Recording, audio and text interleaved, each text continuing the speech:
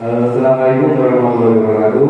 Waalaikumsalam warahmatullahi wabarakatuh. Yang saya hormati Ibu Kepala Sekolah SD Haji, yang saya hormati Mama Sejawat, Bapak Guru SD Haji 1. Di sini saya akan menyampaikan tugas rencana tindak lanjut dari RPL. Jadi ini adalah tugas desiminasi PKP PJOK Kabupaten Madiun tahun 2024. Di sini saya akan menyampaikan program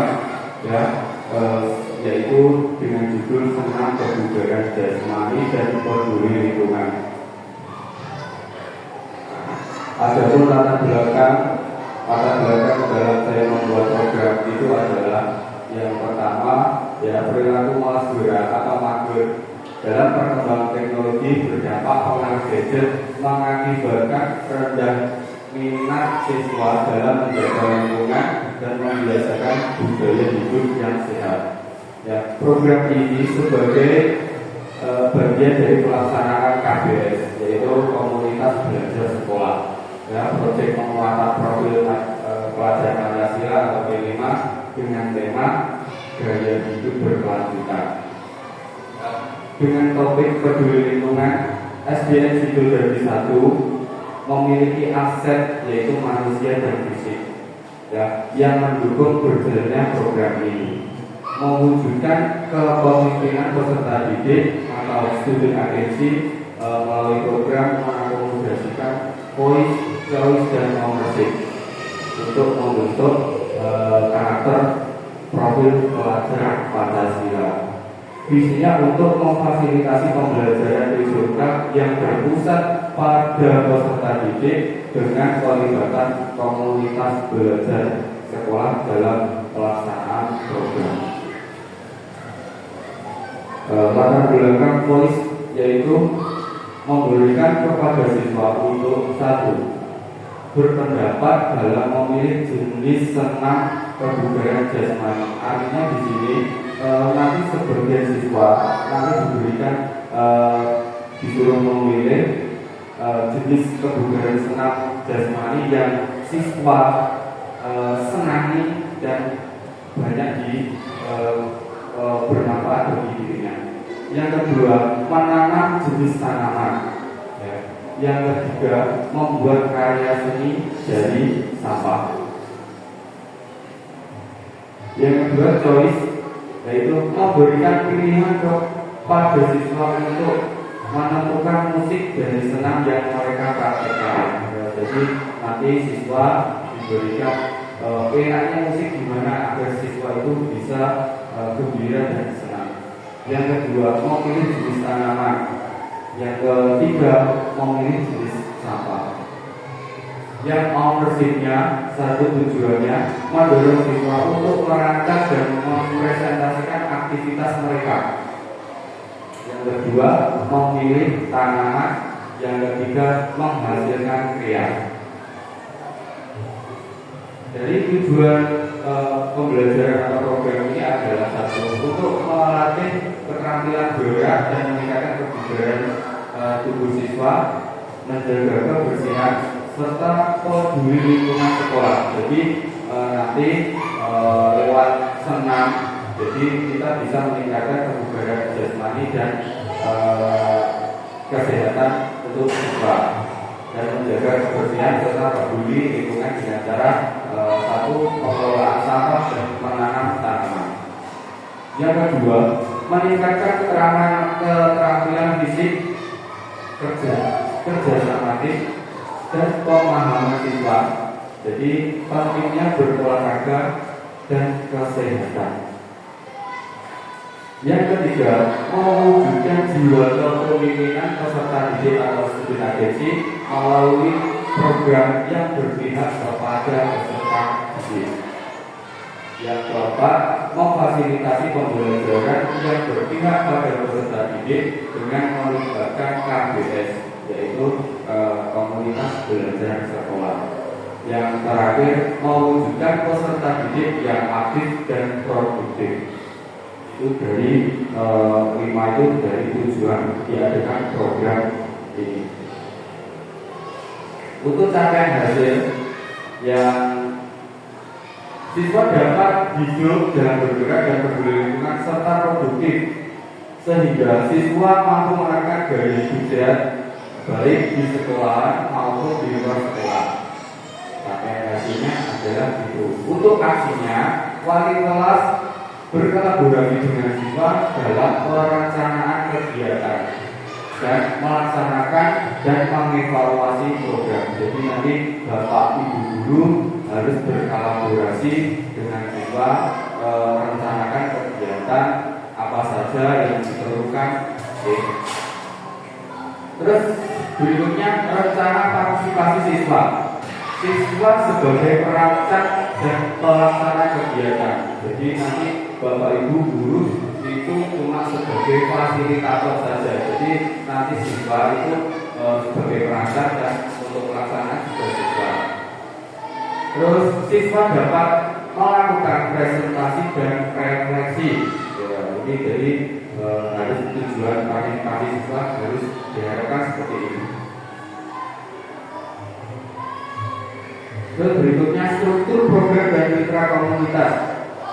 Kegiatan ini dilakukan oleh semua siswa, ya, melakukan gerakan senam berkolaborasi dengan wali kelas. Ya, kegiatan ini dilakukan 1 minggu sekali setiap hari Jumat dan setiap kelas menjadi instruktur senam. Jadi kegiatan Jumat sehat ini adalah tiap hari Jumat, jadi 1 minggu sekali. Dan setiap kelas nanti bergiliran menjadi instruktur senam. Guru PJOK dan wali kelas memantau aktivitas siswa baik di lingkungan rumah maupun lingkungan sekolah. Setelah kegiatan sekolah, siswa diarahkan untuk memilah sampah untuk membuat kria untuk kelas 1, 2, 3. Dan untuk kelas 4, 5, 6 yaitu disuruh menanam tanaman yang sesuai dengan kesepakatan bersama pada waktu KBS tadi.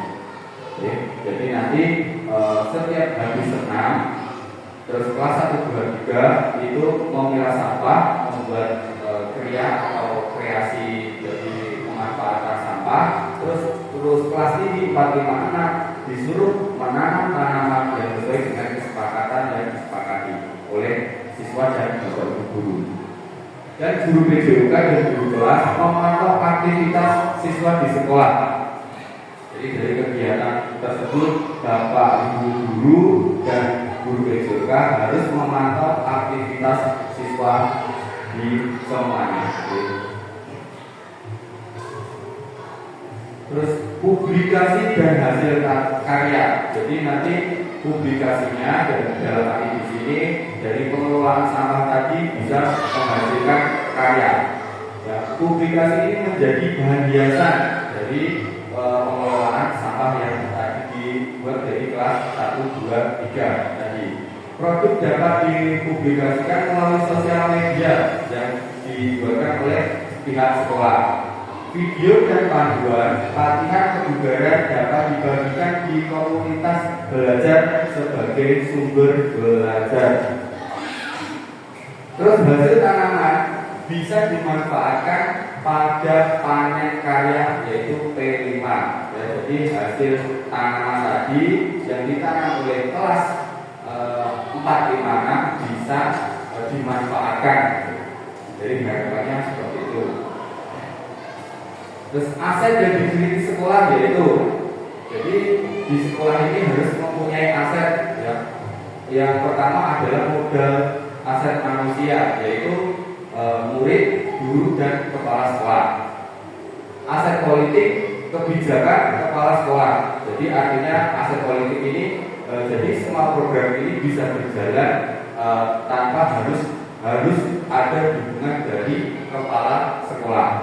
Model fisik yaitu lapangan sekolah yang digunakan untuk kegiatan senam bersama, sound system untuk pengeras suara, laptop, ruang kelas, lab dan alat kebersihan, dan lahan untuk menanam.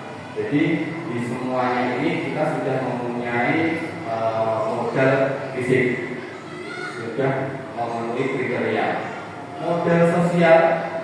yaitu berkoordinasi dan berkolaborasi dengan stakeholder yang di dalam maupun di luar sekolah. Jadi semua kegiatan tadi, program tadi mesti ada tantangan. Tantangannya yang pertama adalah siswa malas untuk melakukan aktivitas olahraga, terutama dalam gerakan senam. Jadi itu ya mesti ada salah satu siswa itu mesti ada yang malas. Terus yang kedua, faktor hujan atau faktor alam pelaksanaan fasilitas olahraga bisa saja tertunda. Yang ketiga, guru kesulitan mengontrol aktivitas siswa ketika berada di lingkungan. Itu yang pertama adalah tantangan. Solusinya adalah satu, membuat gerakan senam yang lebih baik, menarik dan menarik. Yang kedua, mengatur jadwal ulang. Misal ada pelaksanaan festival olahraga terjadi hujan dan lain sebagainya. Yang ketiga, guru selalu melakukan koordinasi dengan murid.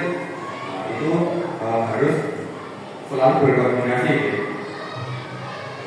Nah, di sini kesimpulannya adalah yang pertama, integrasi dari PJOK dan kegiatan P5 melalui aktivitas gerak. Yang kedua, bisa mewujudkan kepemimpinan peserta didik melalui program voice, choice, dan ownership untuk membentuk karakter profil pelajar Pancasila.